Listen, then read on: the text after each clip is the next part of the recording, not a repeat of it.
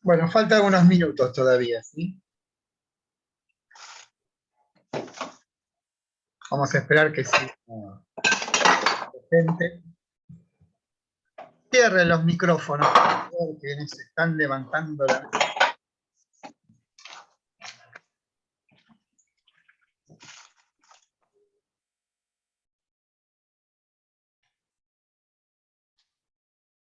Voy a cortar la grabación. Ahora sí, oficialmente buenas tardes, ¿sí? Somos 33. En principio, hoy primero nos vamos a dedicar a realizar el trabajo práctico. Saben que la pregunta 8, que estaba mal formulada, le subí un punto a todo el mundo, ¿sí? No sé si saben. Pero le puse un punto más porque es cierto que era ambigua, o sea, decía una respuesta y eran dos las respuestas correctas, ¿sí? Pero después, lo que vi es que, paradójicamente, o no, no sé si la palabra es así, el turno tarde tuvo peor rendimiento que el turno noche en este último trabajo práctico. Lo que tengo también son los porcentajes de errores, o de aciertos en realidad en las preguntas. Y me extrañó los errores porque lo habíamos dicho, bueno, me pareció a mí, ¿no? Pero, por ejemplo, la pregunta 7, que dice, seleccione, bueno, cada estrato del paradigma de la línea contiene en sí al anterior, salvo en el caso de la icasía. Claramente la icasía no, porque, digamos, el estrato anterior de la icasía es la nada por un lado y la ignorancia por otro, con lo cual ahí no. Pero no ocurre esto de contener al siguiente. Pero en los demás estratos sí, o sea, si la primera forma de conocimiento para Platón, la más elemental, la más pobre, es la icasía, y la siguiente es la percepción de las cosas tal como existen en este mundo, contiene, ¿por qué? Porque es un grado superior. El grado superior es superior porque contiene al anterior, pero tiene algo nuevo. Lo mismo cuando pasamos del conocimiento sensible al conocimiento inteligible. El conocimiento inteligible, en tanto se ocupa de cosas que no cambian, contiene en sí a las que cambian y implican algo superior, ¿sí? No, acaba de comenzar el Zoom, acaba de comenzar. No, estamos revisando la pregunta 7 que tuvo muchos errores. Quizás esto es un poco difícil, pero todo tiene que basarse en lo que habíamos dicho ya en el primer trabajo práctico de la ética intelectualista. Esta que dice que quien conoce el bien se transforma en bueno, se hace bueno, se hace excelente. Por lo tanto, aquello que en el paradigma de la línea era la idea del bien, el conocimiento a través de la noesis, ya no existe un sujeto y un objeto. Existe como una imbricación, digo yo la palabra, una asimilación entre el conocer y lo conocido, ¿sí? Y después, la otra, lo que mueve al alma a ascender, es consecuencia del anhelo de restituirse su plenitud originaria. El origen de todo para Platón, o sea, el origen del movimiento, la causa del movimiento, y cuando digo movimiento hablo de un movimiento ascendente, o sea, de la ignorancia al saber, en el caso del paradigma de la línea de conocimiento sensible al inteligible, en el caso de la caverna, de los que están cautivos en la caverna hasta la salida de la caverna, todos tienen la misma estructura. Hay algo que mueve a las personas a salirse de su situación hacia una situación de mayor plenitud. Eso es un movimiento universal. En el caso de Platón, ese movimiento está causado porque el alma en algún momento conoció un mundo pleno, un mundo perfecto. Cuando cae en el cuerpo, lo que experimenta, lo que siente, digamos, es que hay una imposibilidad de adquirir esa plenitud, ¿no? Entonces, se confunde. Busca en el mundo sensible una satisfacción que en realidad proviene de otro orden, del mundo de lo inteligible, de lo perfecto. Entonces se frustra. ¿No? O sea, hay una suerte de búsqueda incansable de bienes, de placeres, de cosas en última instancia, y en última instancia también el alma se da cuenta, o Platón nos hace dar cuenta, que esa búsqueda de la felicidad, esto es de la plenitud, si la centramos en la satisfacción de los sentidos, en la satisfacción de los intereses mundanos, sea la gloria, sea la riqueza, sea los honores, esas son como formas engañosas. La única manera que tenemos nosotros de acceder a lo perfecto es desprendiéndonos del mundo sensible. Lo que vimos con Sócrates. ¿Qué hacía Sócrates? Le decía, bueno, mira, si vos seguís nutriendo tus convicciones de ejemplos, de experiencias siempre fragmentarias y todo este tipo de cosas, lo único que vas a hacer es acrecentar tu desazón, acrecentar tu tristeza o tu insatisfacción.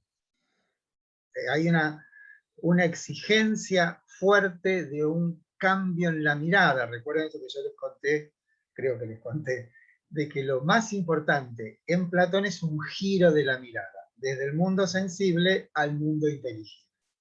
Ese giro de la mirada está expresado, ejemplificado, tanto en el paradigma de la línea, como en la alegoría de la caverna, como el ascenso que describe Diótima en el banquete. Después, una que tuvieron un 5% es la 9, lo del cobre por oro. A mí me parece que no leyeron el banquete, que la causa de todo esto es no haber leído el banquete, porque montones me respondieron que lo que atrae a Alcibida desde Sócrates es su belleza física. Resulta que Sócrates era petizo, pelado, feo y chueco. O sea, no puedo entender cómo puede ser la belleza física lo que atraía a Alcibiades, que era un joven brillante, rico, exitoso, cómo iba a enamorarse del cuerpo de Sócrates. Obviamente no es del cuerpo que se enamora de la integridad, se enamora de la belleza de su alma en todo caso, pero no la de su cuerpo. Y sin embargo, muchos pusieron eso y creo entender que es porque directamente no leyeron. Ay, pero sí, las traducciones de bronce o cobre, ¿sabes qué es el bronce? ¿Cómo se fabrica el bronce? El bronce es cobre y estaño. Obviamente, sea cobre, sea bronce, no lo podés comparar con el oro. Obviamente, claro está que el cobre o el bronce, según, porque esas son las traducciones que a veces son diferentes.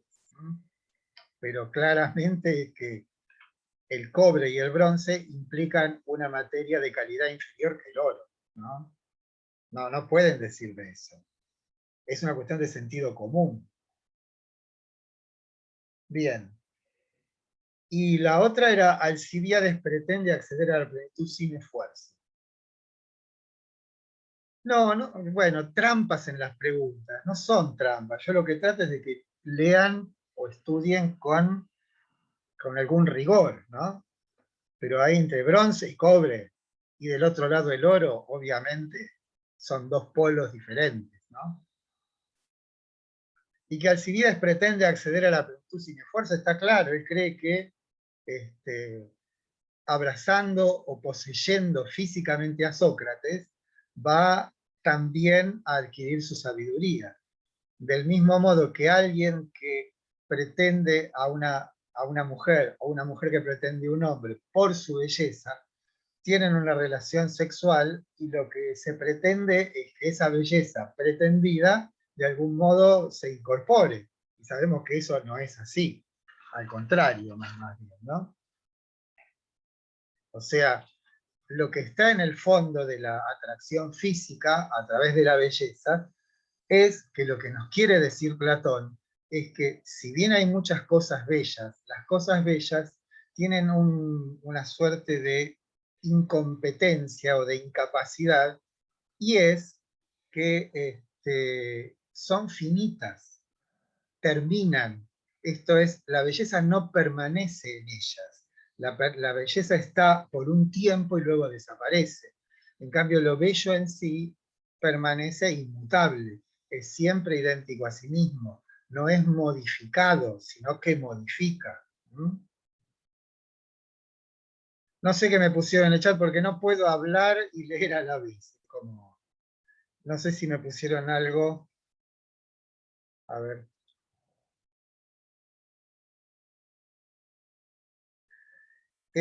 Ahí veo belleza y verdad. No hay diferencia en Platón entre la belleza y la verdad. Es lo mismo. ¿Mm? Lo bello y lo bueno son las dos formas de lo verdadero, que es lo uno, la idea del bien. ¿Mm? A ver otra que anduvo mal. Las ideas, si bien, esta es la 5, las ideas, si bien son perfectas, admiten las novedades que le puede aportar la experiencia. Falso. Si son perfectas, no admiten ninguna novedad. Justamente porque perfecto significa algo inmutable. ¿Mm? Y por lo tanto, lo inmutable, por definición, no muta. Si una experiencia modifica una idea, la idea muta, y por lo tanto no es una idea, porque ellas por naturaleza son inmutables. La B es la verdadera. Las ideas, en tanto perfectas, no admiten modificación alguna. Y la tercera dice, las ideas son un todo sistemático y por lo tanto admiten que una idea modifique a otra. Falso. Ninguna idea puede ser modificada, ni por otra idea, ni por ninguna experiencia. Y la D dice, el orden jerárquico en el que se encuentran las ideas implican que unas modifiquen a otras. Falso. Por lo mismo que estamos, o sea, son circulares las preguntas. Todas tienen la misma matriz. El orden de las ideas es inmutable, es perfecto, es accesible. ¿Cómo es accesible? Lo describe el paradigma de la línea, lo describe la alegoría de la caverna, lo describe el ascenso de Diótima, o que describe Diótima en el banquete. Es siempre lo mismo. Nosotros, los humanos, si bien estamos aquí errando en la tierra, hay en nosotros un sustrato, un fondo al cual no percibimos. ¿Mm? Y ese fondo es una forma de la divinidad, lo que resulta dificultoso para nosotros, tanto en esta época como en la época de Platón, es acceder a ese mundo. ¿Por qué? Porque para acceder a ese mundo tenemos que desprendernos de este. Y desprendernos de este nos cuesta mucho porque estamos, obviamente, como los de la caverna, acostumbrados a ese mundo. Entonces, la tarea pedagógica que está en Sócrates y está en Platón es mostrarnos cuál es la manera que podríamos corregir nuestra vida para asentarnos en ese orden divino, y es divino porque es eterno, y que en última instancia va a garantizar que la próxima vida nuestra sea mucho más plena que esta de aquí. Si nosotros accedemos a las exigencias de los sentidos, si nosotros accedemos a todo tipo de intereses, los que fueren, pero que en última instancia redundan siempre en un beneficio personal, propio, egoísta. Si no vamos más allá del mundo este en el que vivimos, nuestra vida es un fracaso. Esto visto en la perspectiva platónica. ¿Por qué es un fracaso? Porque una vida sin examen no merece ser vivida. Una vida sin examen no es una vida humana. Aquí examen tenemos que ponerlo como una suerte de crítica de nosotros hacia nosotros mismos. Tenemos que desprendernos de todo aquello que hemos ido absorbiendo en nuestra vida de un modo inorgánico, sin mayores prescripciones y asentarnos a través de un lento trabajo en ese otro mundo. Lo que hace Platón es decirnos el cómo, y el cómo está descrito. Lo describe, insisto, en el paradigma de la línea, en la alegoría de la caverna, en el ascenso, y en el ascenso hacia lo bello en sí. No es, para mí no es, digamos, si ustedes tienen ese esquema en la cabeza, no se pueden sacar un 1 en este trabajo. Imposible. Porque primero, lo extraño es que hicieron bastante bien el segundo y el tercero no. La única novedad que tenía el tercero era que tenía cuestiones del banquete. Y esas son las que peor le fue. De lo cual infiero que no lo leyeron, porque si lo hubieran leído, ni siquiera el texto corto, ¿no? Bueno.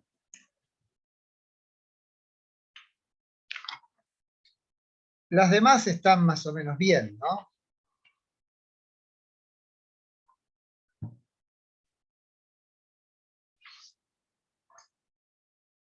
Bueno, por eso la pregunta 8 le subí un punto a todo el mundo, porque estaba mal formulada. Bueno, con esto terminaríamos con Platón antes que Platón termine con nosotros. A ver, ¿alguna pregunta me quieren hacer? Porque lo que quiero ahora es hablar de Aristóteles. No sé si fue con ustedes o con el curso de la noche que acordamos que estas clases, además de revisar el trabajo práctico, ¿sí?, vamos a orientar lo que queda de la clase. O sea, primero vamos a ver el trabajo práctico anterior, todo esto que estoy haciendo ahora. Y después vamos a hablar del próximo trabajo, que es Aristóteles. Insisto con esto. Bueno, eso del multiple choice no lo puedo arreglar yo, es así. Las preguntas correctas están en una relación y. Cuando estudien lógica o se estudiaron lógica, saben que cuando yo tengo varias proposiciones unidas por la y, todas esas proposiciones serán verdaderas si todas son verdaderas. No son relaciones o, que es una verdadera o una falsa, y contamos los aciertos y los errores. Pero en general, las preguntas correctas están claramente coordinadas, no es que no tienen nada que ver una con la otra, ¿sí? Entonces, no va a ocurrir eso, ya les dije, en el examen.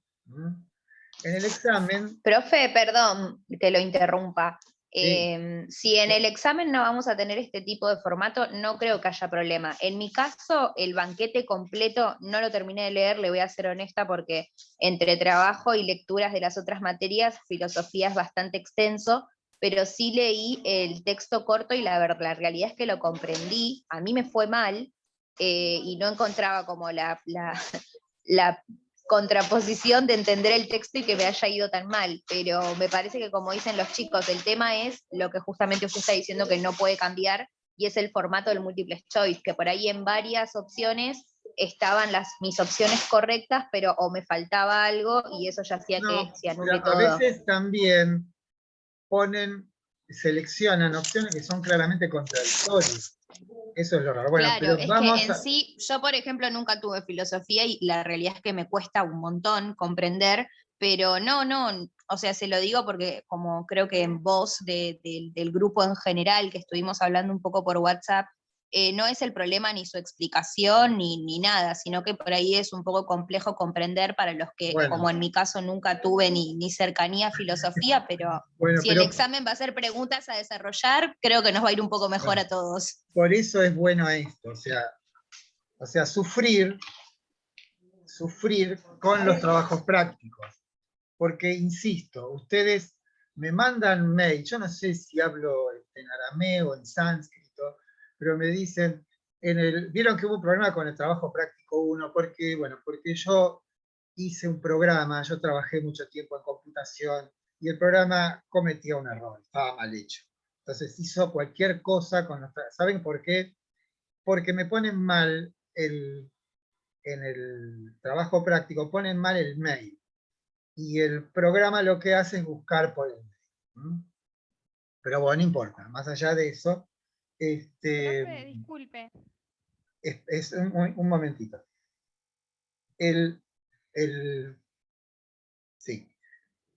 El parcial no va a ser multiple choice, o mejor, que va a ser multiple choice, pero lo voy a hacer yo, no lo va a corregir la máquina. Lo que digo es 5 preguntas de multiple choice y 5 preguntas de desarrollo, ¿sí? Pero no va a pasar lo que pasa ahora, que si hay 3 respuestas correctas y ustedes en el parcial me ponen 2 correctas, yo no voy a considerarlo como incorrecta, porque no soy una máquina, ¿sí? Digo, lo que me perturba es, me mandan un mail diciéndome, bueno, esta nota del trabajo práctico lo que hace es comprometer mi promoción. Y no sé cuántas veces dije que los trabajos prácticos sirven como si fuese una pista de entrenamiento. El trabajo práctico es la tarea de entrenarse. Entrenarse en esto que, como recién decía esta compañera, mucha gente nunca tuvo filosofía, entonces se encuentra con un universo totalmente extraño. Entonces, el trabajo práctico no tiene otro sentido que ustedes se vayan entrenando. Y si les va mal, no se preocupen demasiado. Pongan atención en lo que hacemos nosotros como esta revisión, vuelvan a leer los textos, porque cuando llegue el parcial ahí sí va a depender de ustedes, o sea, no va a ser una cuestión simplemente administrativa el trabajo práctico, sino que se van a jugar la cursada. Y ahí es donde además entran los otros textos. Recuerden que para el trabajo, para el primer parcial, no solamente están los textos del módulo 1, sino el sol, la línea y la caverna, y también el banquete completo. Y después vamos a ver, con el caso de Aristóteles, vamos a hacerlo de otra manera. Si no, vamos a leer Aristóteles. Entonces, no se desesperen con la cuestión de los trabajos prácticos. Insisto, háganlos de la mejor manera posible y tómenlo como lo que son, una forma de entrenarse, ¿sí? De que se les vaya haciendo familiar este mundo, sobre todo el caso de Platón, que no es fácil. Pero recuerden ese estrato en el paradigma de la línea, que era el matemático, que según Platón sirve para que se vaya entrenando el alma y familiarizándose. Bueno, tomen los trabajos prácticos como una suerte de gimnasio, pista de entrenamiento, donde se van familiarizando con los temas más duros, más difíciles, ¿no? Insisto con esto de Platón. La cuestión del alma en el mundo es una cuestión de errancia. El alma está perdida. ¿Por qué? Porque no encuentra en el mundo un reflejo, no encuentra en el mundo algo que satisfaga. ¿Y por qué está insatisfecha? Porque ha conocido de algún modo algo perfecto, algo absoluto. Entonces, cuando se encuentra en el mundo, se desorienta. ¿Por qué? Porque cree que algunas cosas del mundo pueden satisfacer ese anhelo de infinito que ella tiene, o todos tenemos. Entonces se confunde. ¿Cuál es el fin de la confusión? El conocimiento correcto. ¿Cuál es el conocimiento correcto? El conocimiento de lo inmutable. ¿Cómo se conoce lo inmutable? Con el aspecto superior de nuestra capacidad cognitiva, con nuestra razón. ¿Cuál es la manera de acceder a ese conocimiento? A través de determinadas prácticas donde el centro está puesto en el conocer. ¿Qué implican esas prácticas? Despojarse necesariamente de los hábitos, de lo común, de lo que estamos acostumbrados. Y ahí entra el punto del giro de la mirada. Debemos de dejar de mirar. Cuando digo mirar, no quiero decir mirar con los ojos, claramente, sino con el ojo del alma, como lo llama Platón.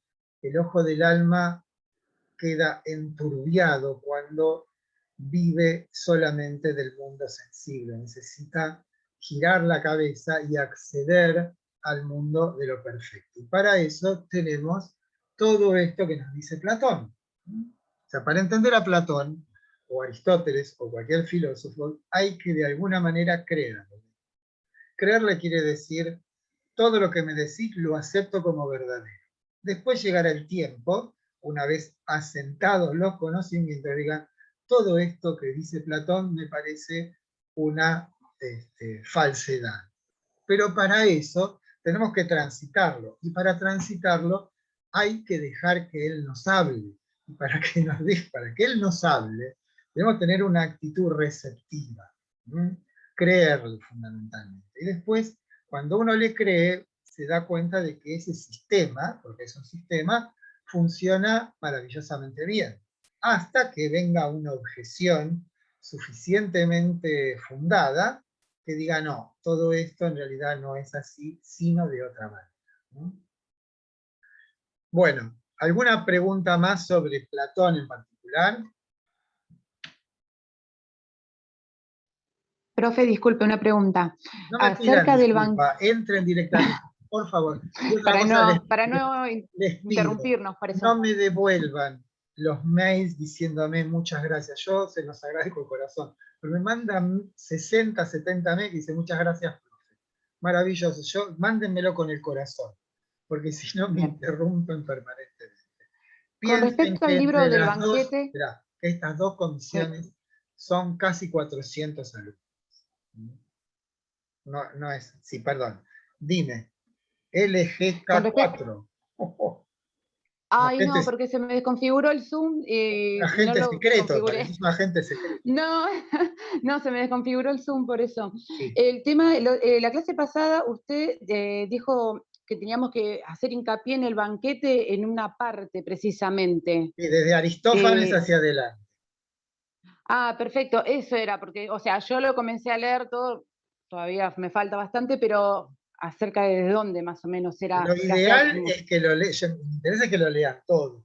Ahora, el trabajo práctico, sí. Este último, no el parcial, el trabajo práctico, este último estaba referido solamente a esos últimos discursos. Aristófanes, Agatón, Sócrates, Diótima y el final.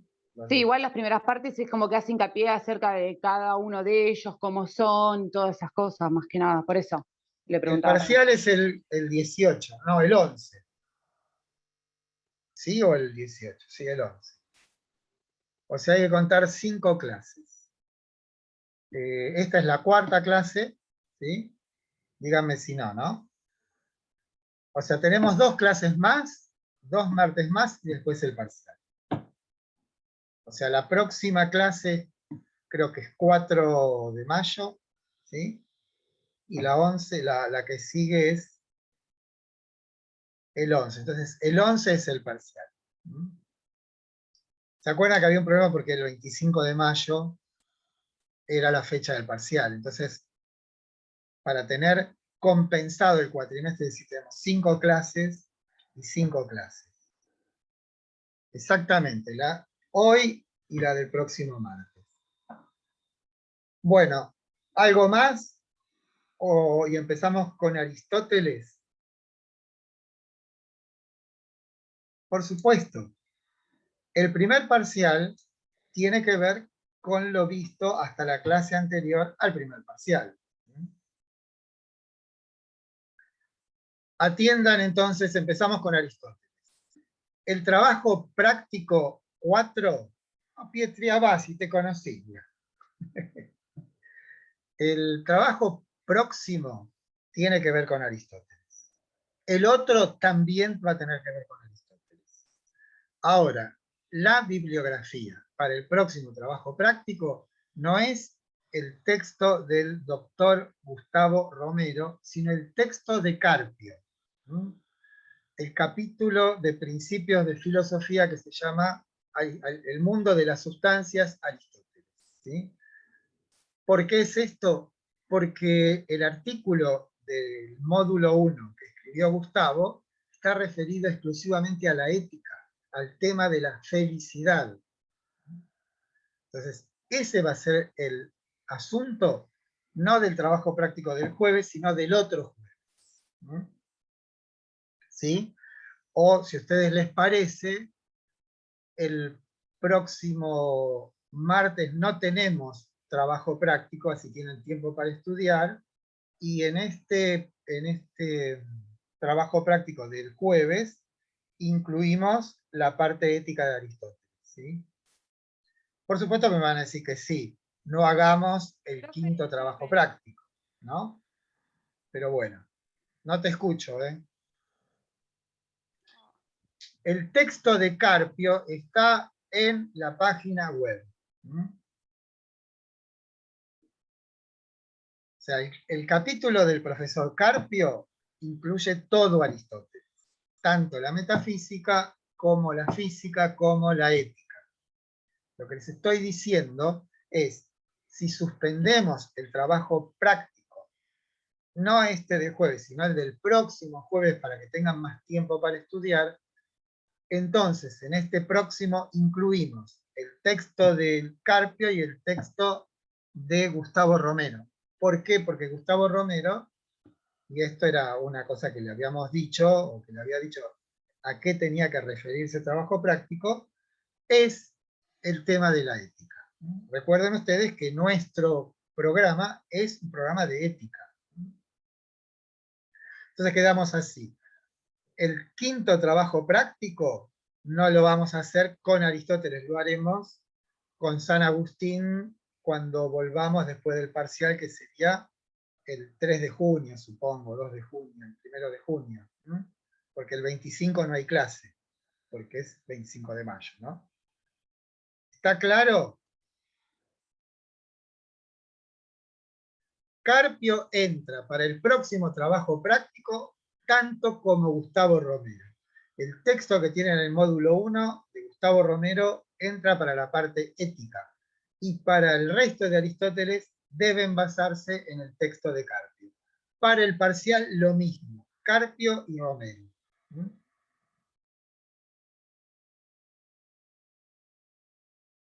Bueno, empezamos con la clase de Aristóteles entonces.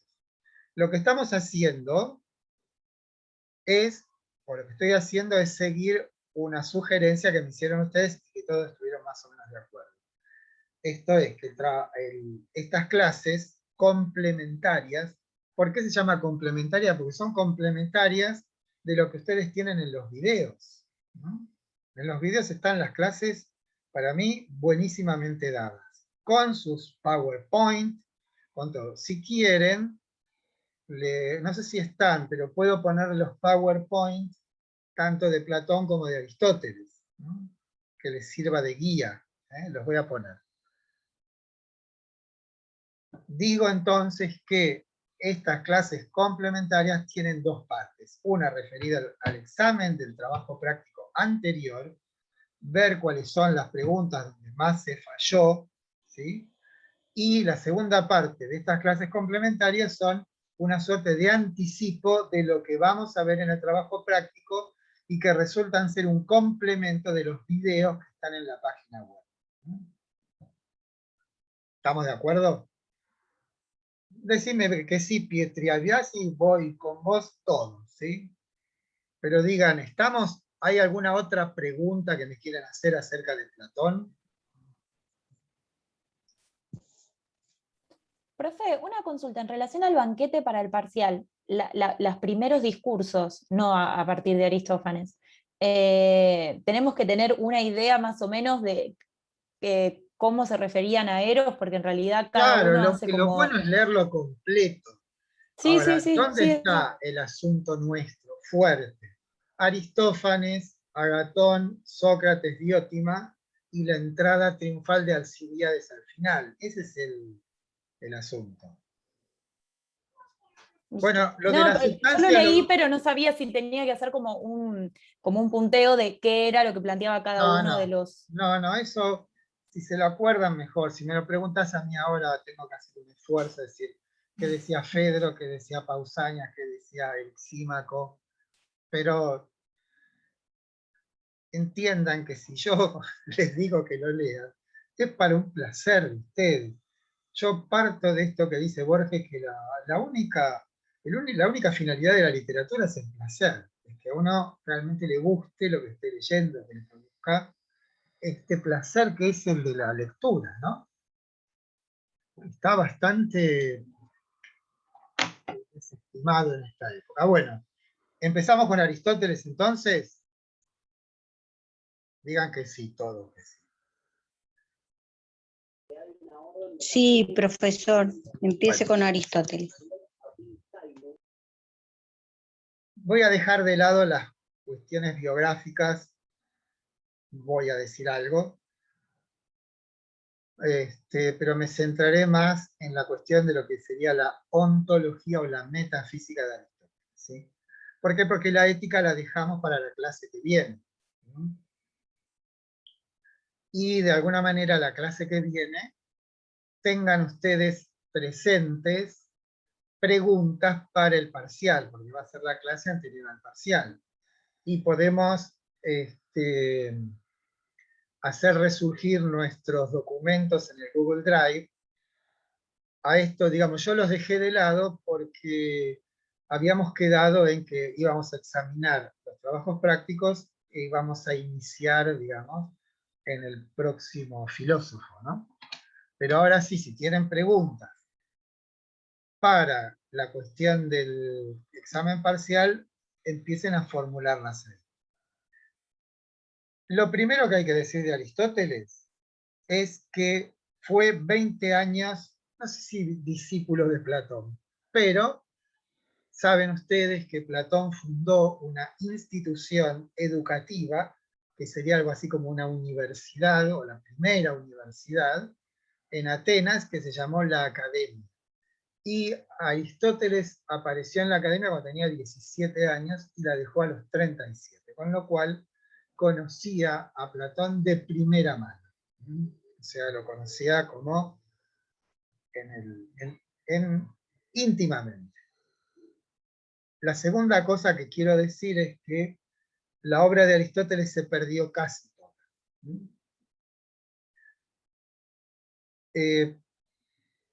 En esa época los libros se publicaban también.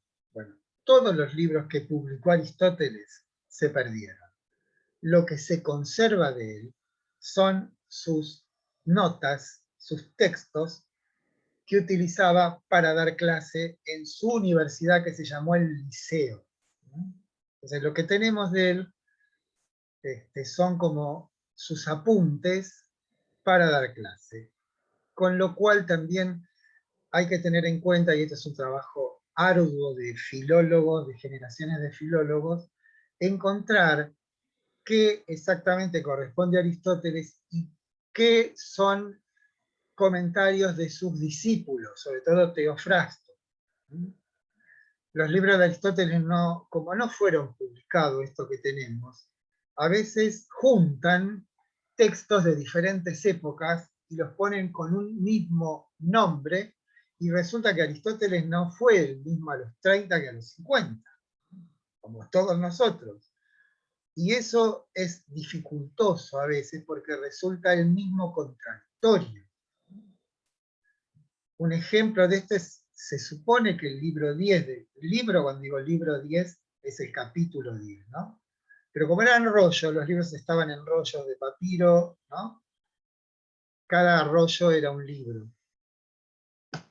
El libro 10, muchos dicen de la Ética Nicómaco que es un escrito que Aristóteles había elaborado cuando todavía era platónico, ¿no?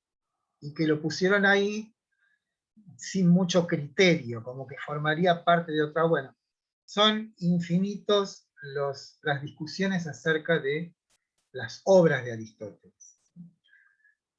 Hoy, en la UBA, en la Facultad de Filosofía y Letras, bueno, ahí no ves, se jubiló, pero hasta hace 4 o 5 años, uno que yo conozco bien, que es el doctor Walton, no daba clase como yo, o como hacen los profesores, sino que leía, ¿no? ¿Qué es lo que lee? Lo que está investigando.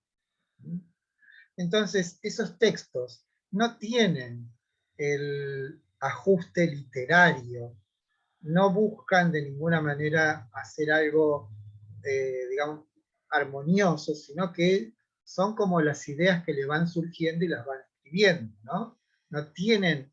No son muchas veces reflexivamente considerados, ¿sí? Otro ejemplo es Heidegger. Heidegger, que es un filósofo que murió en 1976, en realidad el único libro por él publicado es Ser y Tiempo. Después hay 101 tomos de textos que son o artículos o que son seminarios. Entonces, los editores toman sus papeles, toman los apuntes de los alumnos y con eso hacen un libro.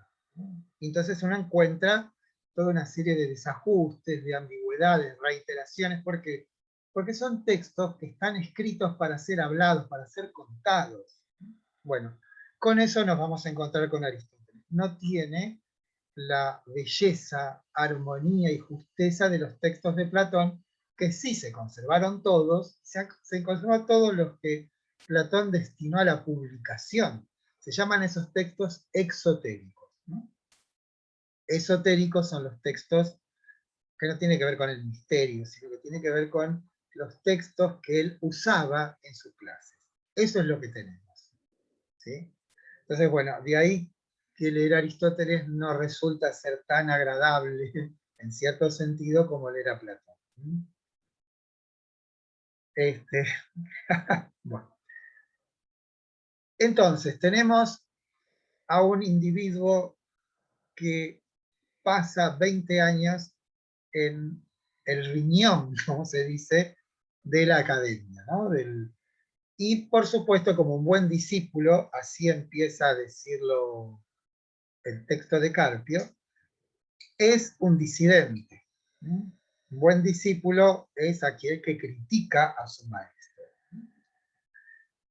Y van a ver que, creo yo, que en la clase de Gustavo, como el texto de Carpio comienza, y es una buena manera de comenzar, con las críticas de Aristóteles a Platón. ¿Qué le critica Aristóteles a Platón? Le critica 4 cosas. Después de las críticas voy a decir cuáles son las continuidades, que en cierto sentido son mucho más importantes que las críticas. Con continuidades quiero decir en lo que están de acuerdo Platón y Aristóteles. Y van a ver que es mucho más importante que lo que están en desacuerdo. Dice, ahora te lo Pietri Biasi. Ahora vamos, es el cuarto de las críticas. La primera crítica es como una cuestión de economía en el sentido de ahorrar esfuerzos. Dice Aristóteles que el mundo de las ideas divide artificialmente el mundo. Para explicar el mundo, para explicar qué son los fenómenos, qué cosa es el hombre, qué es la felicidad, o sea, temas esenciales que debe tratar esta disciplina llamada filosofía, no necesitamos el mundo de las ideas. El mundo de las ideas es inútil. Divide artificialmente en 2 al mundo. Segunda crítica. La doctrina nunca escrita por Platón de la participación. Dice, ¿de qué modo corroborable, verificable, podemos nosotros tener en cuenta esta doctrina de Platón de la participación? Nosotros no hemos hablado de ella, o tangencialmente lo hemos hecho, pero si conocemos algo del mundo de las ideas, la teoría de la participación, la conjetura de la participación resulta clara. Esto es, si nosotros vemos, supongamos, siempre se me ocurre un caballo, ¿no? Un caballo hermoso, en la plenitud de sus fuerzas. En la estructura de su cuerpo, en la agilidad, en la inteligencia. Cuando vemos en el mundo real un caballo de ese tipo, Platón diría que está participando en una cercanía mayor que los otros caballos de la idea del caballo. Llama a eso participación, o sea, la idea de la vida es, mientras digamos, las cosas vivas son, en tanto participan de la idea de la vida. Cuando dejan de participar, justamente mueren. Entonces, Aristóteles, que les cuento, era hijo de médicos. Y estaba, saben que Aristóteles escribió mucho más de lo que sería biología que de otra cosa. De las partes de los animales, un texto que rigió el pensamiento durante milenios, directamente. Hasta que llegó la investigación científica, Aristóteles era la regla. Entonces, la tercera crítica es cómo puede ser que lo inmutable cree lo mutable. ¿Qué necesidad tendrían las ideas de crear al mundo?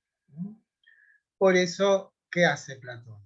Como Platón sabe perfectamente que las ideas no son sujetos, no son personas, no deciden nada, entonces le asigna a ese ser mitológico, que es el demiurgo, la creación del mundo, ¿no? O sea, Aristóteles dice, no me vengas más con mitos. Aristóteles, digamos, quita de sus formas argumentales los mitos. Vieron que Platón en los momentos decisivos, ¿qué hace? Cuenta un mito. Aristóteles jamás hace eso. Siempre trata de encontrar razones evidentes que justifiquen sus afirmaciones. En ese sentido, Aristóteles está mucho más cerca de nosotros que Platón. ¿Por qué? Porque Aristóteles tiende a conocer según observaciones. Cuando nosotros, por ejemplo, leemos de medicina o vamos al médico o vemos lo que hace un médico y dice, usted está enfermo de tal cosa, lo que está haciendo el médico es seguir inconscientemente a Aristóteles. ¿Por qué? Porque para Aristóteles el conocimiento es el conocimiento por las causas. Y las causas son lo que hace inteligible los efectos. Hoy con el COVID lo tenemos clarísimo. Si tenés dificultades para respirar, perdiste el olfato, perdiste el gusto, tenés COVID. Bueno, ¿qué significa en términos conceptuales eso?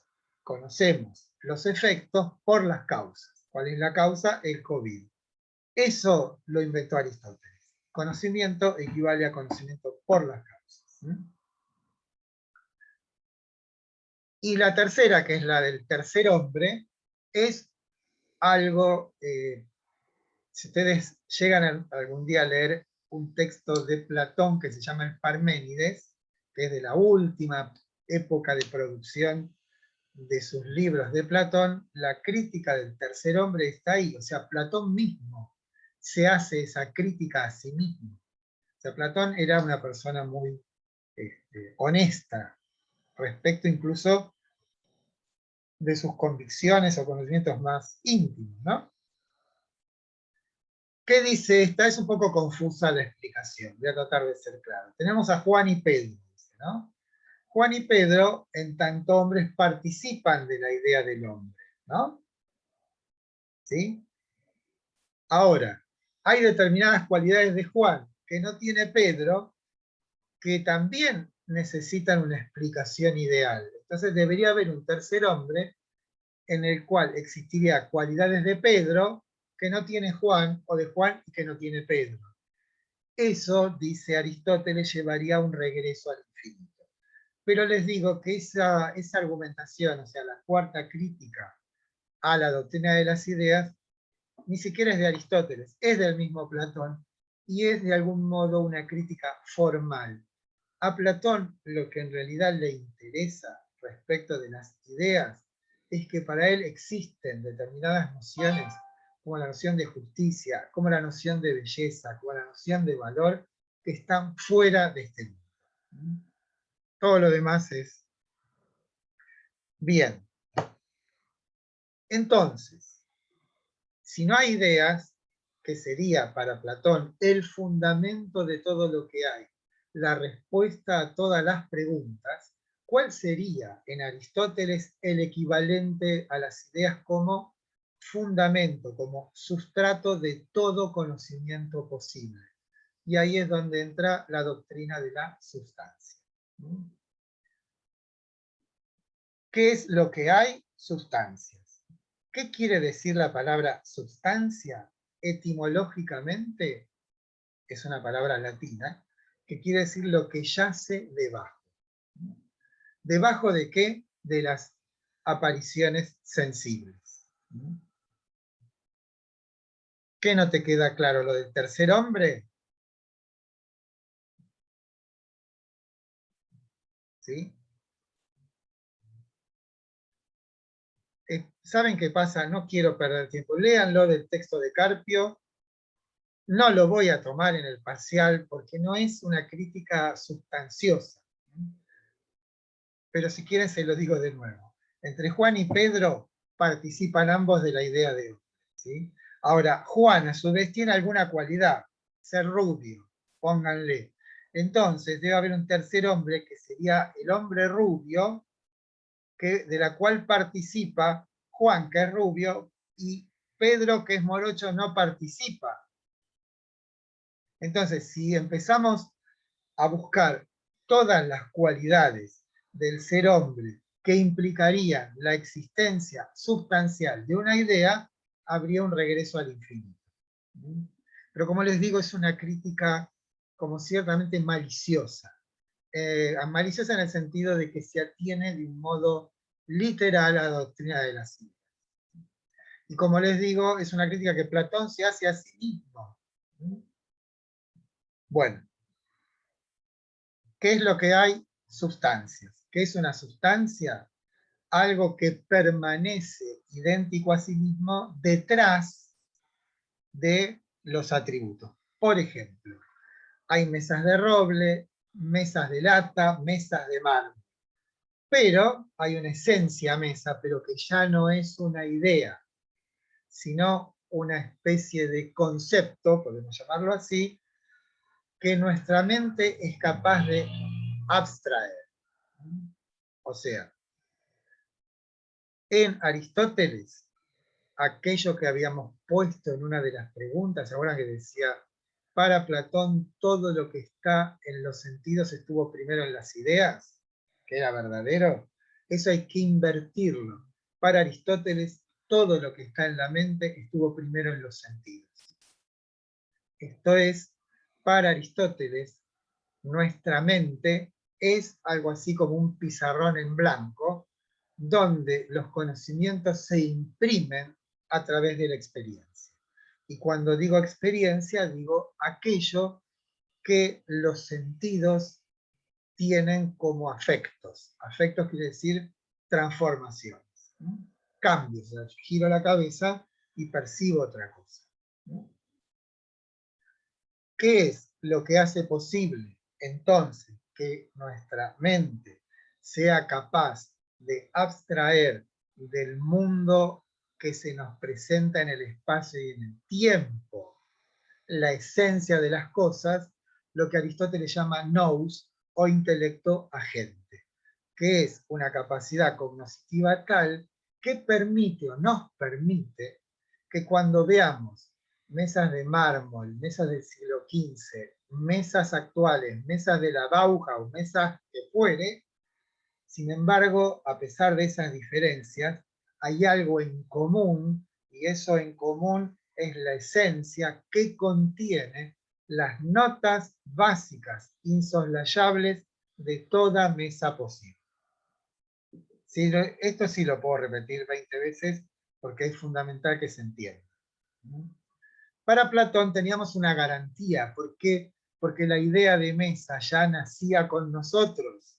En cambio, para Aristóteles, la idea de mesa se va construyendo a través de la experiencia.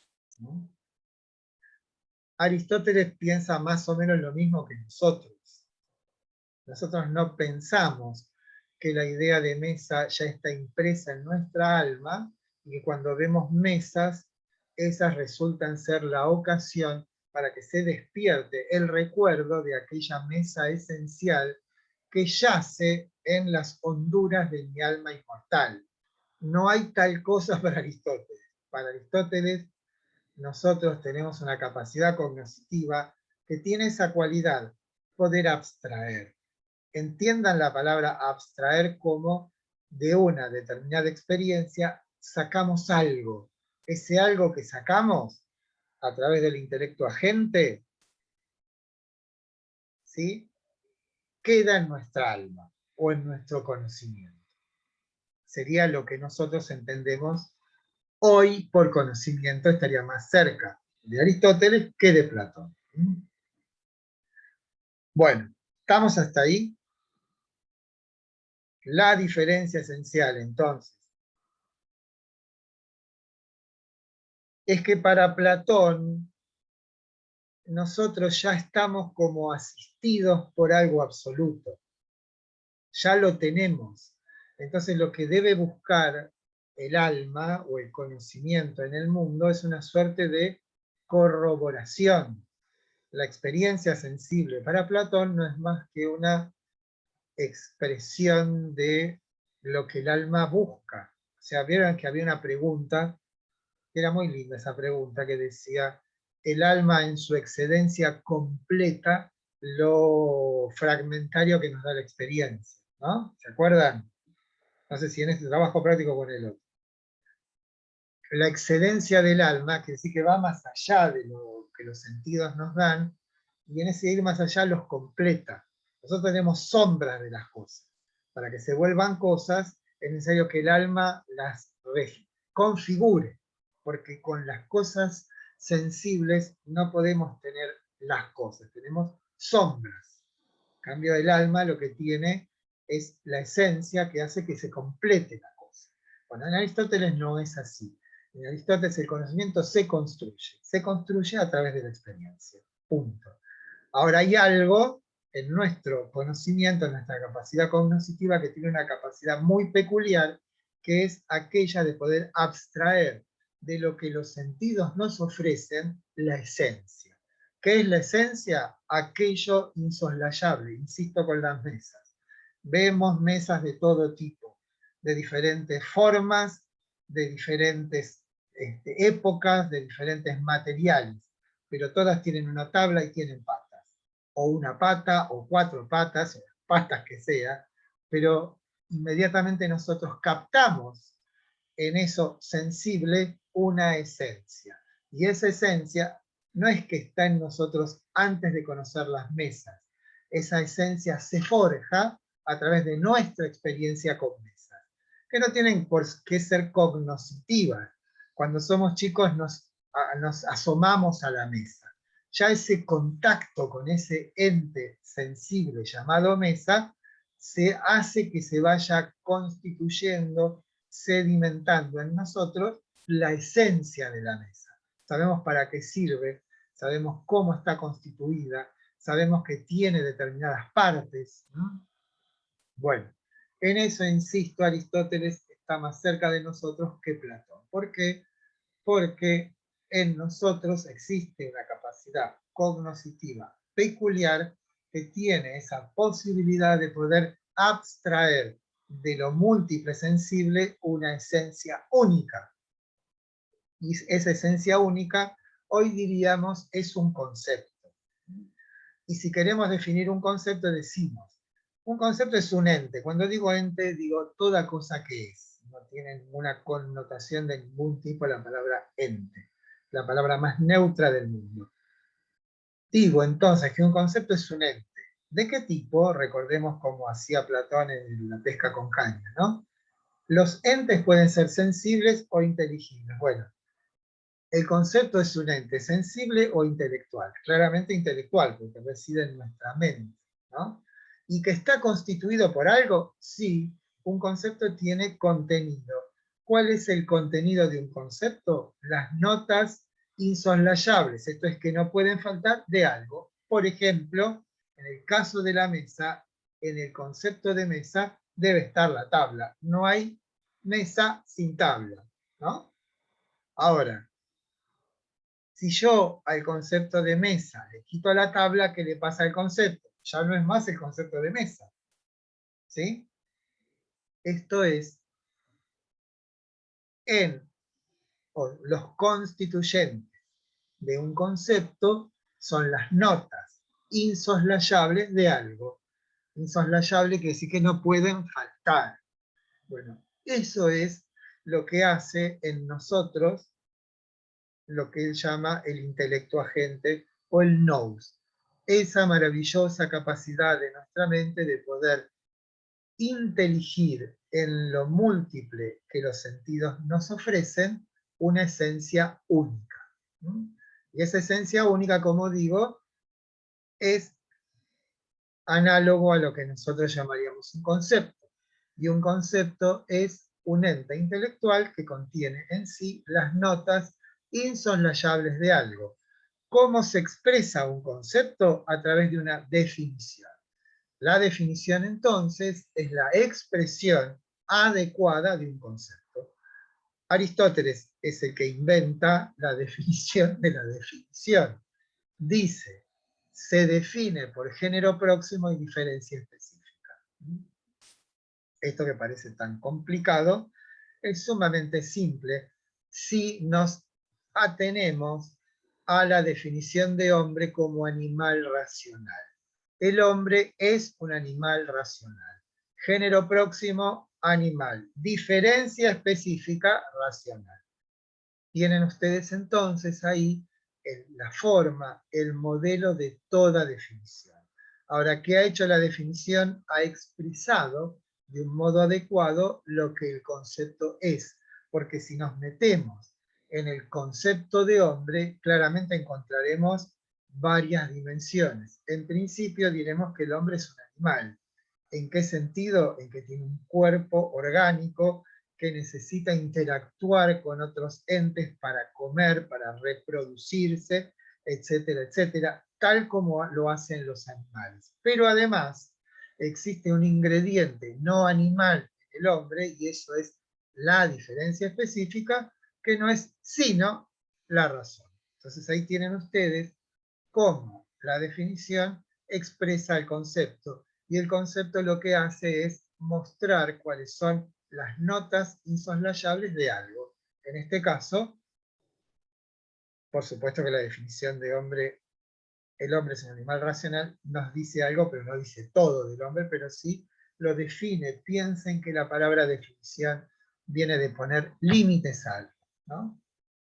Nos dice con claridad cuáles son los límites de algo. O sea, hasta aquí llega el hombre. ¿Qué es el hombre? Aquello que es el animal que tiene la cualidad de la racionalidad. Bien. Siguiente punto de nuestra inmersión en Aristóteles. O sea, siempre es bueno darse cuenta de que Aristóteles, para entenderlo, debemos verlo como una réplica de Platón, como lo diferente de Platón, ¿no? Pero antes de seguir con Aristóteles, quiero hacer una observación acerca de la igualdad de intereses entre Platón y Aristóteles. Para ambos, y eso es de fundamental importancia, para ambos digo, la verdad está en lo universal, ¿no? Tanto para Platón como para Aristóteles, y esto es algo decisivo, verdad la hay de lo universal, no hay verdad de lo particular, ¿no? Esto está absolutamente corroborado en las ciencias. Hoy, las ciencias no me dicen por qué no saben la historia de mi granito que me salió aquí en la frente la semana pasada. Sí dicen que un granito es un fenómeno que acontece en un cuerpo y es el resultado de una X cantidad de anomalías. Ahora, para saber la naturaleza de mi granito, me deben indagar a mí, y cuando descubran el porqué de mi granito, van a apelar a nociones necesariamente universales. ¿Se dan cuenta? Para cualquier cosa, la ciencia no habla de lo particular, habla del universal, y después el esfuerzo consiste en hacer que eso particular se acomode, y a veces no se acomoda, a la ley. Cuando no se acomoda hay que cambiar la ley, pero siempre hay algo universal. Y eso, que no es una coincidencia menor, es lo que une íntimamente a Platón con Aristóteles y a Sócrates. verdad la hay de lo universal. Si no, no podemos hablar de ciencia, no podemos hablar de conocimiento verdadero. Podemos hablar de opinión, de intereses, de conjetura, de todo lo que ustedes quieran, pero la única forma en que se puede expresar la verdad es considerándola como algo universal. Esto es, que valga para todos los casos. Y ahora se van a dar cuenta, o sea, ¿qué tiene de universal la noción básica del pensamiento de Aristóteles? Sustancia. ¿En qué sentido es verdadera esa afirmación para Aristóteles? Porque vivimos desde que estamos hasta que nos vamos de este mundo rodeados de cosas. ¿Qué son esas cosas? Sustancias. ¿Qué es una sustancia? Algo que contiene en sí algo así como una esencia. Y nuestro mundo, o en este mundo nuestro, nos podemos orientar porque esas nociones esenciales nos asisten. No estoy hablando de nada sino de lo cotidiano. Nosotros vemos una puerta y no queremos atravesar la puerta, la abrimos. ¿Por qué? Porque nos asiste, de un modo u otro, todo un mundo de nociones que nos orientan o nos sirven para orientarnos en el mundo. Salvo cuando nos encontramos con algo inesperado. Pero eso inesperado, si lo examinamos, lo pensamos, lo estudiamos, después pasa a ser algo cotidiano. Piensen en los chicos cuando descubren algo, o piensen en ustedes cuando nos compramos un nuevo artefacto y empezamos a familiarizarnos con él. ¿Qué significa familiarizarnos? Que hemos constituido un horizonte de sentido que nos orienta para poder usar ese aparato que acabamos de comprar, ¿no? Bueno, eso es cómo funciona nuestra mente. En nuestra mente se van sedimentando toda una serie de nociones que nos sirven ¿para qué? Para poder orientarnos en el mundo. ¿Hay una forma radical de ese orientarse en el mundo? La ciencia. La ciencia se somete exhaustivamente al rigor de las cosas y trata, la ciencia, de examinarlas exhaustivamente para poder conocerlas. Pero en el orden cotidiano, el científico más riguroso también se vale de esas nociones comunes que sirven, como digo, para orientarse en el mundo. Entonces, primera verdad acerca de verdad la hay de lo universal, la sustancia es para Aristóteles un sustento idóneo, apto para el conocimiento. ¿En qué consiste el conocimiento? Insisto con lo mismo, en nuestra capacidad de abstracción. Nuestra capacidad de abstracción es aquella que es capaz de abstraer de lo múltiple que los sentidos nos ofrecen formas únicas.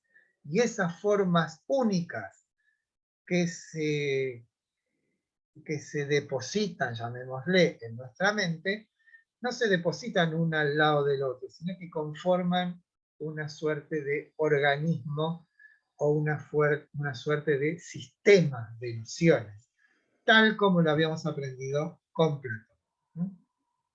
Bueno, una vez que hemos convenido que la sustancia es el asunto central en lo que hace al conocimiento humano, podemos examinar cómo se compone una sustancia. Entonces Aristóteles dirá que las sustancias se componen de una cosa que se llama forma, o mejor dicho, más que una cosa, de una instancia formal y de una instancia material. Forma y materia.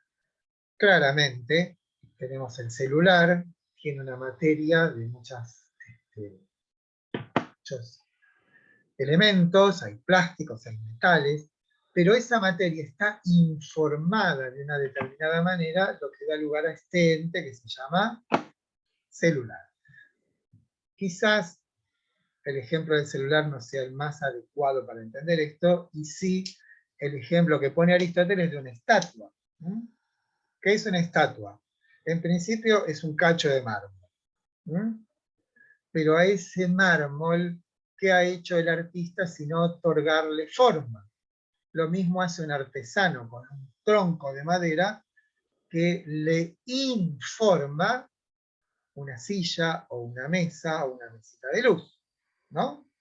Entonces tenemos el primer análisis. Recuerden que la palabra análisis significa descomponer algo en sus elementos esenciales.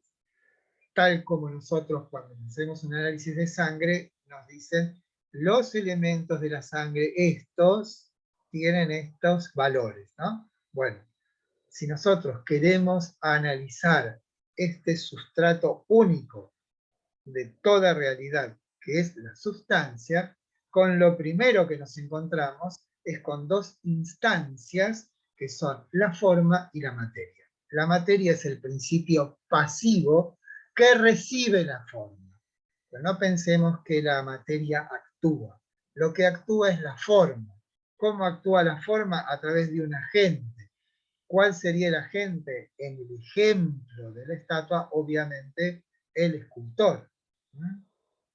Pero esto lo podemos extender a todas las realidades existentes.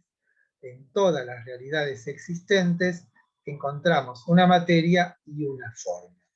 La forma le es asignada a la materia por un agente, no un agente de policía, sino un agente es el aspecto activo, el que le da forma.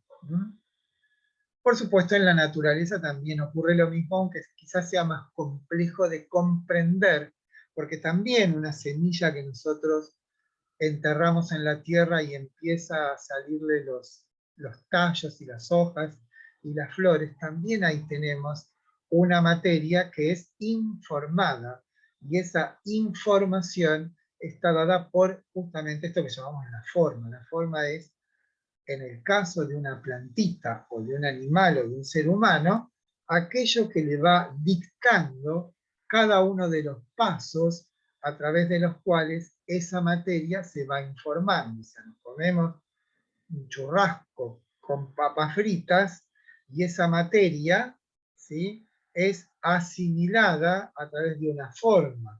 ¿Cuál es la forma? La forma es la estructura de nuestro organismo, que asimila determinadas cosas y desecha otras.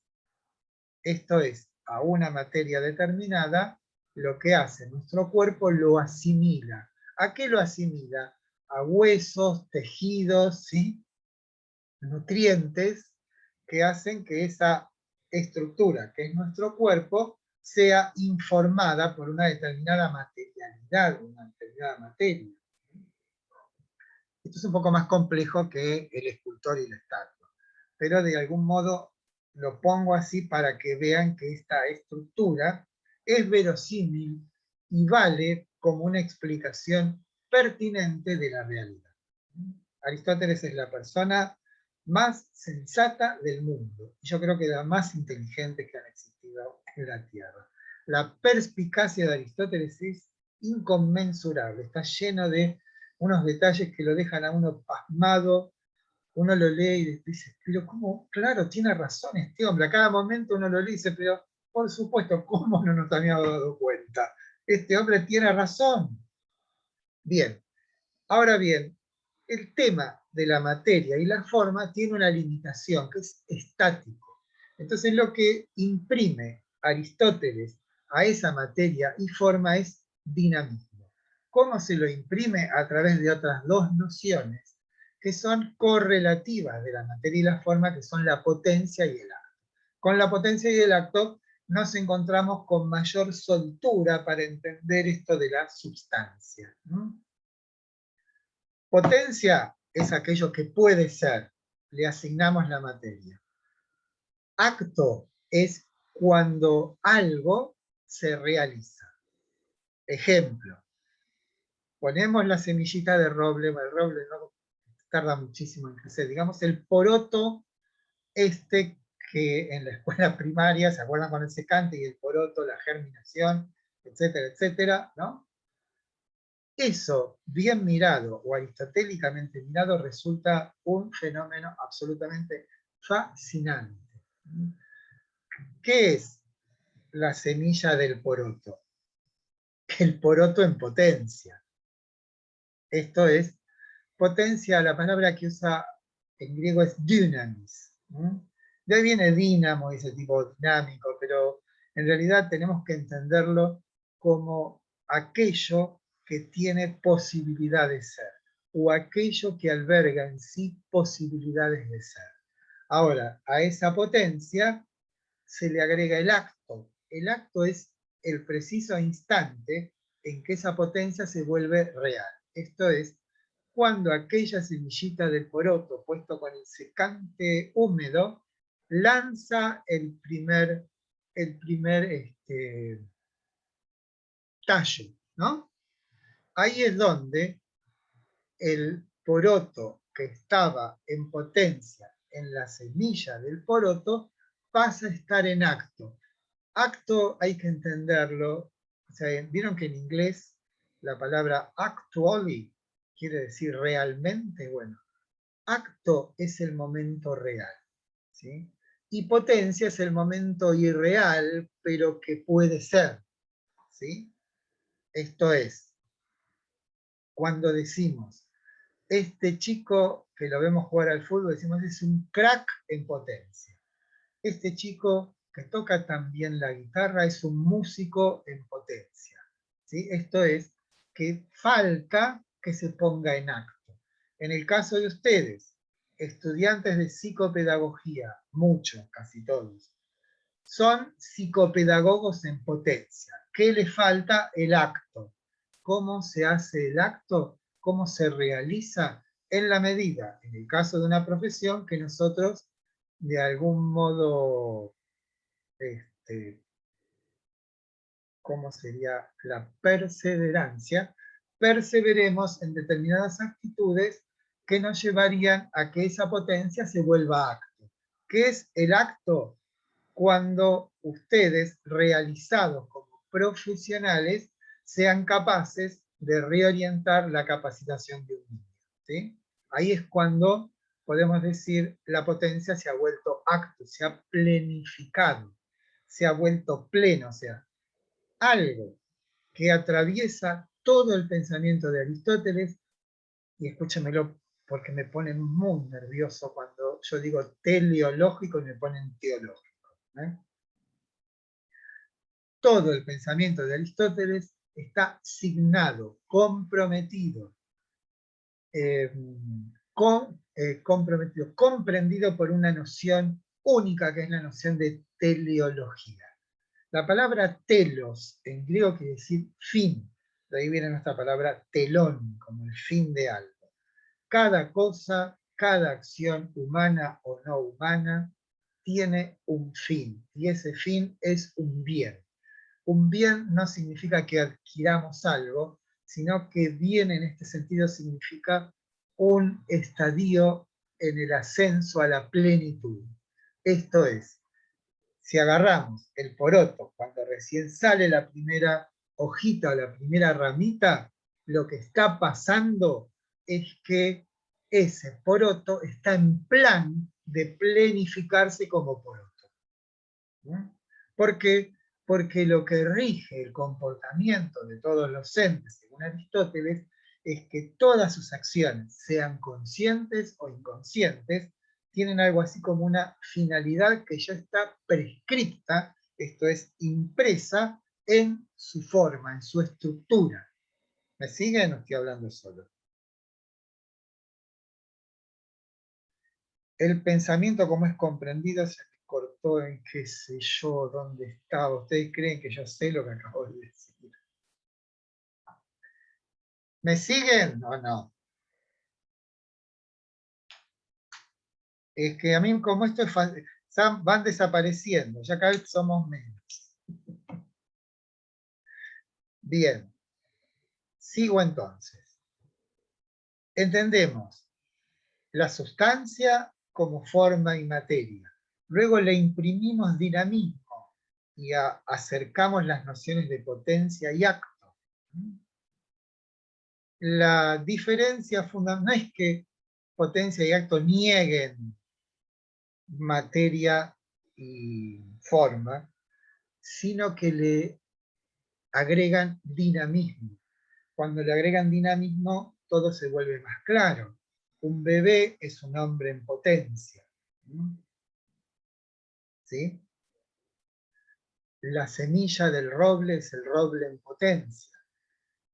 Pero hay un elemento que tenemos que tener en cuenta, y es que el pensamiento de Aristóteles está atravesado de principio a fin por esta idea de que cada cosa, en tanto se mueve, va hacia un fin, y ese fin es su bien, y su bien no es algo bueno en el sentido de que le va a pasar algo bueno, porque el roble no sabe que cuando se convierte en roble eso le va a hacer bien, ¿no? No lo sabe, o no sabemos, no tenemos noticias de que le satisfaga llegar a su propio bien, pero bien en ese sentido quiere decir cumplimiento, y cumplimiento quiere decir plenitud. Ahora esa plenitud no se da de un momento para otro, insisto, el poroto comienza a planificarse cuando sale de la cápsula de la semilla y empieza a salir al mundo bajo la forma de esta pequeña ramita tímida hasta que llega a la plenitud y tiene porotitos, otros porotos. ¿Sí? Lo mismo nosotros. ¿Cuál será para Aristóteles la forma plena de la existencia humana, sino llevar a su forma plena su capacidad distintiva? ¿Cuál es? O la cualidad distintiva. ¿Cuál es nuestra cualidad distintiva? Claramente la razón. ¿En qué consistirá entonces la planificación de la vida humana? Sino en el ejercicio adecuado de la razón. ¿Cuál es el ejercicio adecuado de la razón? Aquel ejercicio que lo conduzca a lo que sería para Aristóteles el fin de la vida humana, la felicidad. ¿Qué es la felicidad? Bueno, después hablaremos de ella, pero en principio no es lo que nosotros entendemos por felicidad, ¿eh? No es tener una Ferrari, ¿no? ¿A qué oración le falta el objeto? Bueno. Pietri Abasi, ¿qué oración es? ¿Mía o de una compañera? El fin de una acción no es un objeto, es la planificación de algo que estaba en potencia, como si dijéramos, en el poroto, insisto, en la semilla del poroto está el poroto en potencia. Cuando eso se desarrolla para cualquier lado, no, hay una orientación. ¿Hacia dónde? Hacia el bien. ¿Qué es el bien del poroto? La plenitud del poroto. Ahora, ¿eso es azaroso? No, está inscripto en la naturaleza del poroto. ¿Qué cosa? Ser poroto, ni más ni menos. Llegar a la plenitud de su propio ser. ¿Vale eso para todas las cosas? Sí. ¿Vale para los hombres? Por supuesto. ¿Vale para los seres humanos? Porque la excelencia, que es equivalente a la felicidad, consistirá en la planificación de su cualidad distintiva. ¿Cuál es la cualidad distintiva del hombre? Según nuestra definición del hombre es un animal racional, la racionalidad. Entonces, el ejercicio pleno de la racionalidad humana es lo que llevará al hombre a su completud. ¿En qué consiste esa planificación de la cualidad distintiva del hombre? Su felicidad. Y si la felicidad del hombre consiste en la realización de su forma mejor, más perfecta, que es la razón, diremos que la felicidad para Aristóteles es la contemplación de Dios. ¿Por qué? Porque lleva a una situación en la cual el hombre que contempla a Dios es perfectamente feliz. No en el sentido de una felicidad transitoria o efímera, sino que en el momento de la contemplación no hay posibilidades de que eso decaiga, de que eso disminuya. ¿Vieron? Quiero comer asado. Bueno, al tercer asado que me como en una semana, digo, no quiero comer más asado. Hay una saciedad, deseo intensamente a esta persona. Resulta que se consuma ese deseo, pero llega un momento en que hay una saturación del deseo en lo que hace a las cuestiones físicas, ¿no? Que es un poco como en Platón. Ahora, la felicidad en la cual consiste la existencia humana a través de la plenificación de su cualidad distintiva, que para Aristóteles es la contemplación de Dios, no tiene merma, no tiene altos y bajos. En cuanto se accede y se instala uno en esa experiencia, en esa vivencia, vive un estado de absoluta felicidad y plenitud. Por supuesto que no puede permanecer toda la vida en ese estado, pero mientras eso existe, se experimenta a sí mismo el hombre como pleno, como feliz. Bueno, simplemente digo esto porque más que decirles todo a Aristóteles, lo que quiero es puntualizar cuáles son los elementos esenciales de este pensamiento. Entonces tenemos primero la sustancia, después hacemos una analítica de la sustancia y decimos que esa analítica nos conduce a la noción de materia y forma, luego le agregamos a esas nociones de materia y forma un aspecto dinámico y decimos potencia y acto, y para ejemplificar el esquema de potencia y acto, le agregamos la noción de teleologismo, que decimos atraviesa todo el pensamiento aristotélico, y ponemos ejemplos. Potencia y acto, poroto semilla, poroto planta. Potencia y acto, ser humano niño, ser humano pleno. Ahora, la cuestión del teleologismo debemos adscribírselo a aquello que sería en cualquier ente que fuere su cualidad distintiva. En el caso del hombre, claramente la cualidad distintiva es la razón.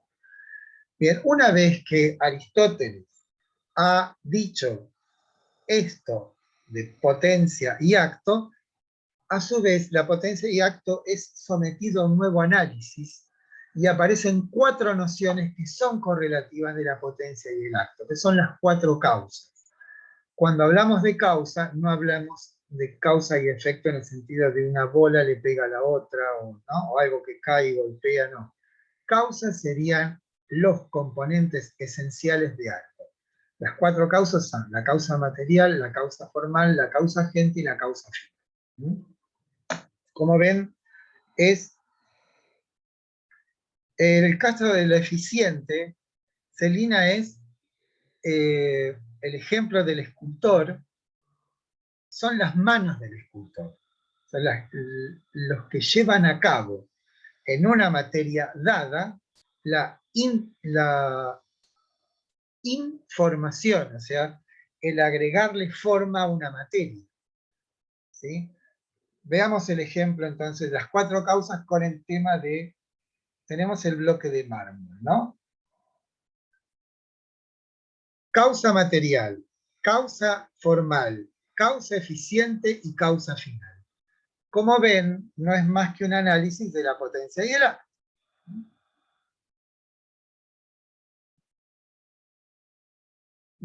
Hay un bloque de mármol y hay un señor que se llama Miguel Ángel. ¿Sí? Está por esculpir, ¿cuál les gusta? El Moisés, la divina, que se llama la piedad, o podemos decir el David, ¿no? El que quiera, ¿no? Está el señor, tiene su martillo y tiene su, ¿cómo sería? Bueno, no sé el nombre exacto, ¿no? Es un cortafierro, pero un cincel, digamos, ¿no? Tiene el cincel en su mano. Y empieza, empieza a sacar, ¿no? ¿Qué es lo que orienta cada golpe? ¿sí? La forma. Esto es, de algún modo, está presente en su mente, en ese momento, aquello que va a terminar siendo el Moisés, o la Piedad, o el David.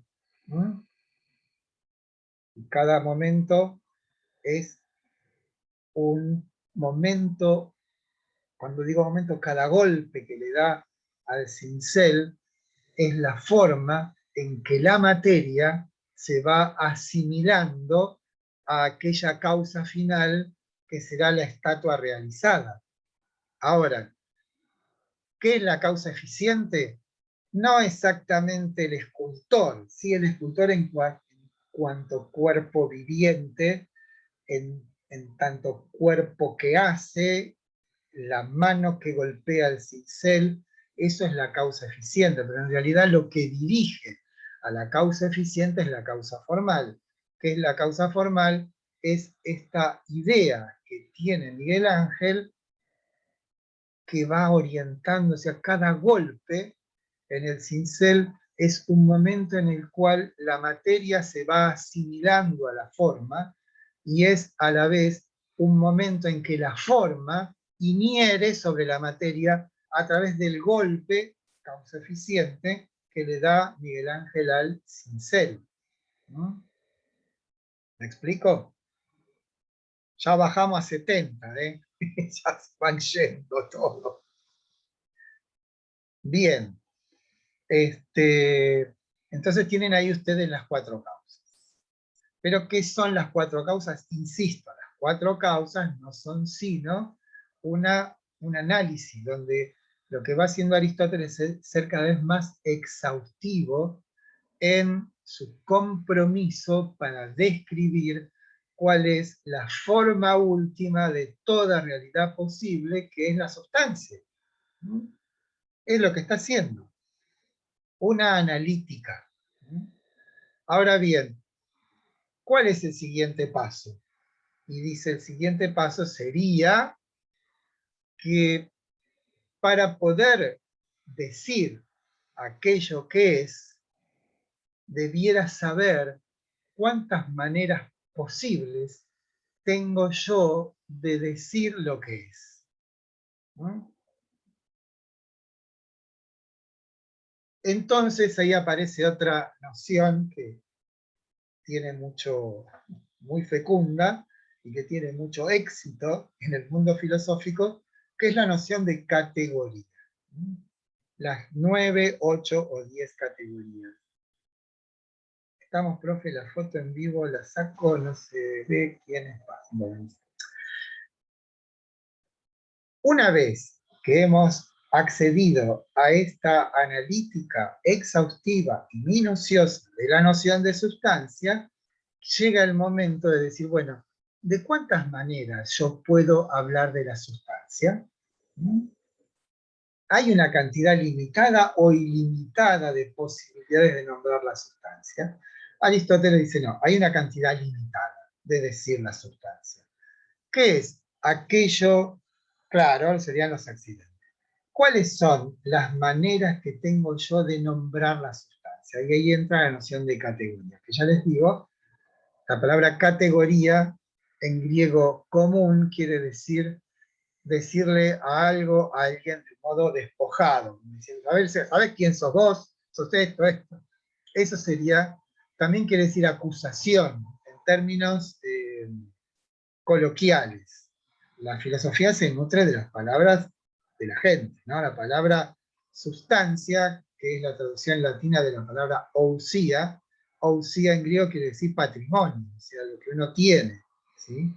Lo que después surge un proceso como de delimitación y afinamiento del sentido de esa palabra para transformarse en una palabra que tiene un carácter de esta disciplina, carácter filosófico. Todas las disciplinas hacen lo mismo. Vieron que, no sé, los carpinteros, los herreros tienen palabras que son muy específicas, que surgen del habla común, pero ellos, su tarea les exige una determinada agudeza y estrictez para nombrar las cosas, ¿sí? Bueno, en filosofía ocurre lo mismo. Entonces, la palabra categoría, que quiere decir hablar de un modo despojado, ¿sí? Termina siendo, en términos filosóficos, los modos posibles de decir algo de algo. ¿Eh? Despojado digo porque no tiene que ver con el contenido, sino con la forma. ¿Sí? Y fíjense ustedes que, ¿cuál sería el núcleo de algo que decimos? O sea, nosotros decimos algo con sentido cuando emitimos una oración. ¿Sí?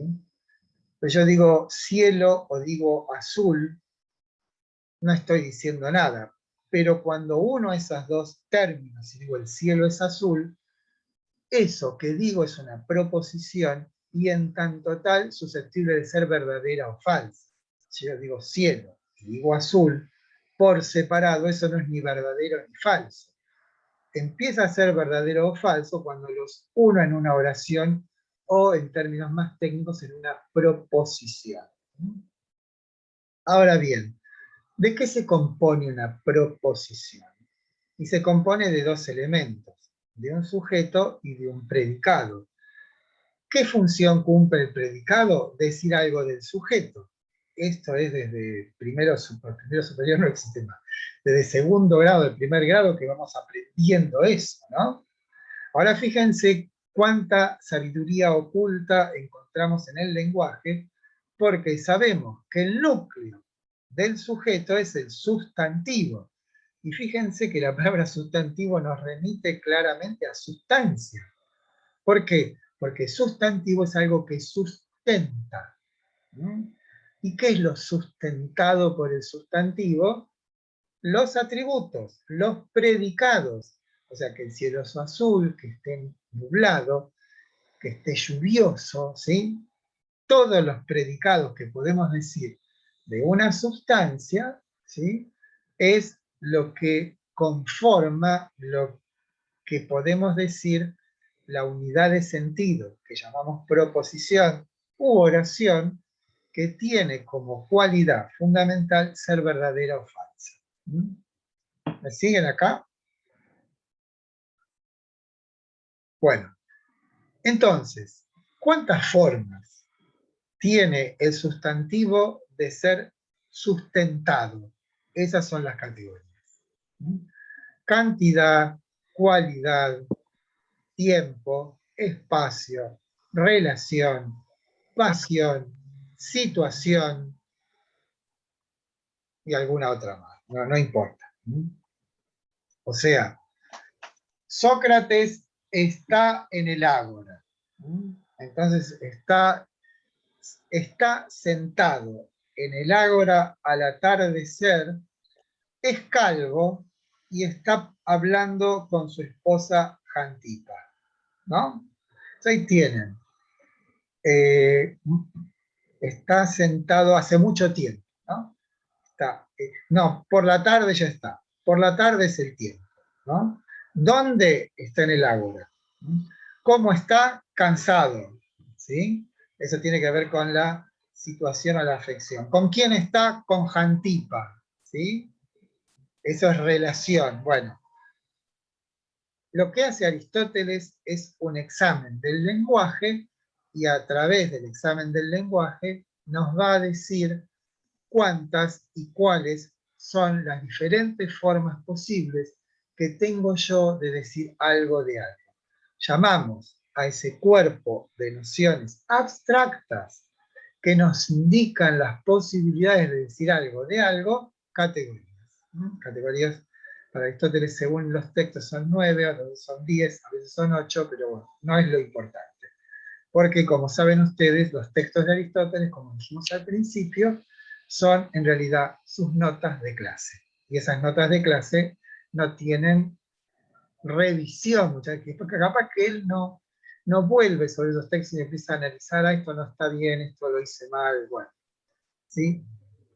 Bueno, para no abrumaros más, vamos a dejar aquí, aparte los participantes van desapareciendo a pasos agigantados, pero por favor, ahora que tenemos un filósofo que es una maravilla, todo lo que nos puede enseñar Aristóteles es extraordinario, ha sido maestro de generaciones. Es la persona más sensata, más ecuánime, más buena que podemos encontrar. Entonces, más allá del parcial, de trabajo práctico, traten de hacerse amigo de ese hombre maravilloso que era Aristóteles. Y los textos, como digo, el texto de Carpio es muy bueno, está bien, el texto de Gustavo es excelente, pero como les digo, tiene que ver más bien con la ética, cosa que va a ser el asunto de nuestra próxima clase. Bueno, lo que pasa es que en Platón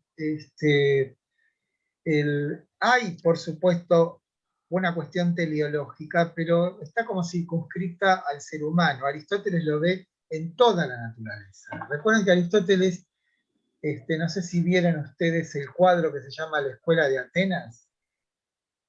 Creo que está en la página web, ¿no? ¿Dónde tiene la manito Platón? Tiene el dedito hacia arriba. Y Aristóteles tiene la manito hacia abajo, como diciendo, bueno, aquí es nuestra separación, ¿no? Yo siempre cuento la misma historia que en los años 70, en un programa de televisión, que estaba Borges, y Borges no era bien visto por la juventud de esa época, ¿no? Dice, ya los jóvenes cansados de las ironías, balbuceos, de eso de Borges, que yo soy ignorante, qué sé yo, le dice, bueno, al final de cuentas, le dice un poco insolente este muchacho, ¿qué opina usted de la juventud? Y Borges, como que le tiran la pelota, le tiran el centro perfecto, le dice, bueno, no sé, dice, yo soy aristotélico, no platónico, a la juventud no la conozco. Conozco jóvenes, unos buenos, otros malos, ¿no? Ahí está clarísimo este asunto. La juventud, ¿qué es? Una idea. A la idea de juventud no la conozco. ¿Qué es lo que conozco? Y jóvenes, ustedes. Unos buenos, otros malos, ¿sí? Soy aristotélico, no platónico. Y hasta podemos decir, como ese escritor inglés de Quincy, que uno nace platónico o aristotélico, ¿sí? Si ustedes se indagan a ustedes mismos, van a ver quién les tira más. O una persona para quien el orden de lo ideal es el orden verdaderamente real, o aquel para quien el orden de lo real es el verdaderamente ideal, digamos, ¿no? Bueno, muchachos, estudien y gocen de Aristóteles, ¿sí? Nos vemos entonces el martes, y el jueves a las 2 de la tarde tendrán el regalo del trabajo práctico, ¿sí? Chao, Bueno, profe, hasta luego. besos. Profe, Sí, profe, gracias. no, de Laura nada. es mi nombre. Sí, dime. Le hago una consultita. ¿Cómo Estoy no? un poco confundida con respecto a la página de usted, donde en un momento donde me aparecen los textos, abajo tengo la unidad 1, perdón, módulo 1, módulo 2, y abajo hay un par de ítems. Nosotros que tenemos que leer del módulo 1 para el examen y el que dice el banquete de Platón, y cuál más dijo, y el de El sol, la Carpio, línea y la caverna. Adolfo y Aristóteles. El sol, la línea y la caverna. Y después, para Aristóteles, el texto de Gustavo Romero y el texto de Carpio, que se llama, no sé cuánto, de la sustancia. El mundo de las sustancias Aristóteles. No es mucho en cantidad, sé que en cualidad sí puede ser. Sí, pero no Ok. Estaba un poco confundida nada más. Pensé que estaba todo dentro del módulo 1. No, el módulo 1 lo tenemos para los trabajos prácticos. Le agregamos para el parcial que textos originales de los autores. Esa es la idea, ¿vale? Perfecto. Bueno, ¿algo más, Gracias. muchachos, muchachas? Muchaches. Bueno, nos vemos. Nos vemos. Gracias, profe. Hasta luego. Saludos. Gracias, profe. Chao. Ahora lo subo esto, lo subo a la página. Dale, profe.